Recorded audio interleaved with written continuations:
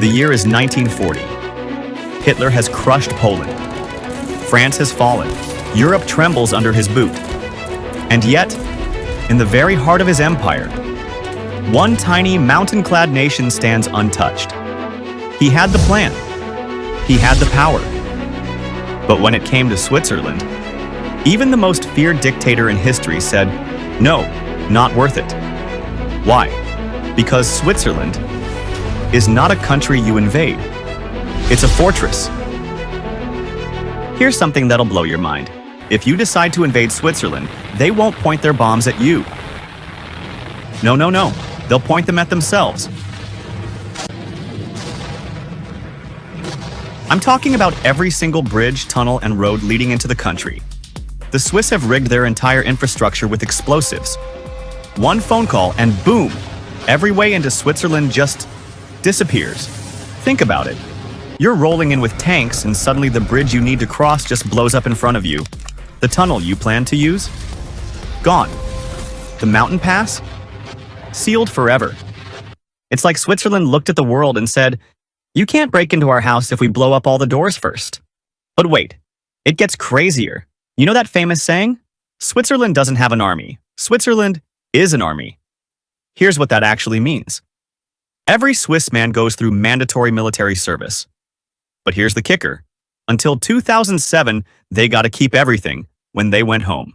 We're talking military uniforms, assault rifles, ammunition, the works. Sitting in closets across the country like some kind of militarized garage sale.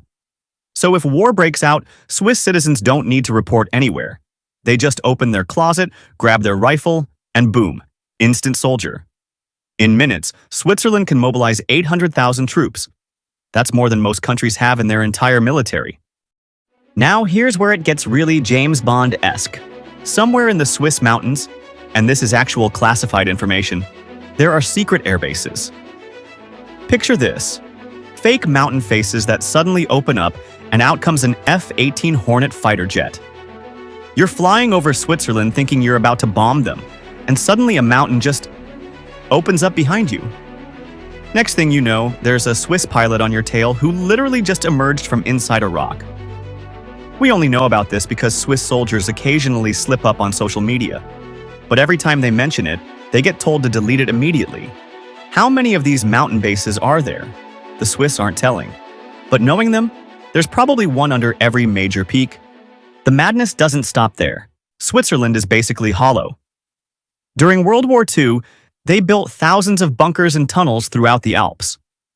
Today, these aren't military installations.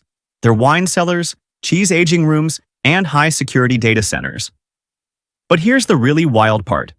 For decades, Swiss law required that every new house had to include a nuclear bunker. Every single house. So while Americans have basement rec rooms, the Swiss have nuclear-proof bomb shelters. Most people just use them to store Christmas decorations now. But hey, you never know when you might need a radiation-proof storage unit.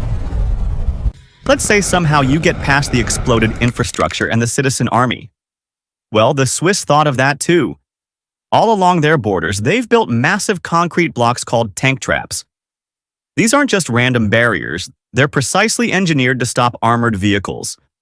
And hidden inside fake houses nearby? Artillery cannons aimed at the weak spots under tanks. But my favorite Swiss threat has to be this one. They told Hitler they'd poison the Rhine River if he invaded.